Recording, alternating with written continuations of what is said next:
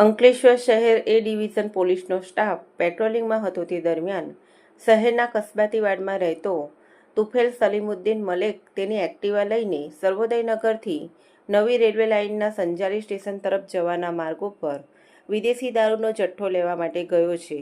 જ્યાં એક ઇકો ગાડીનો ચાલક વિદેશી દારૂનો જથ્થો આપવા આવનાર હોવાની માહિતી મળી હતી. જે માહિતીના આધારે પોલીસે સર્વોદયનગરથી સંજાલી સ્ટેશન તરફ જવાના માર્ગ ઉપર ફાર્મ નજીક ઇકો ગાડી અને એક્ટિવા પાર્ક કરેલી જોતા પોલીસે તપાસ કરતા પોલીસને જોઈને બુટલેગર તુફેલ સલીમુદ્દીન મલેક અને ઇકો ગાડી ચાલક ફરાર થઈ ગયા હતા. પોલીસે ઇકો ગાડીમાં તપાસ કરતા ગાડીના આગળનું બમ્પર એ રેડિયેટરના વચ્ચેના ભાગેથી તેમજ આગળની હેડલાઇટના અંદરના ભાગેથી વિદેશી દારૂનો જથ્થો મળી આવ્યો હતો. પોલીસે ₹28,000થી વધુનો વિદેશી દારૂનો જથ્થો,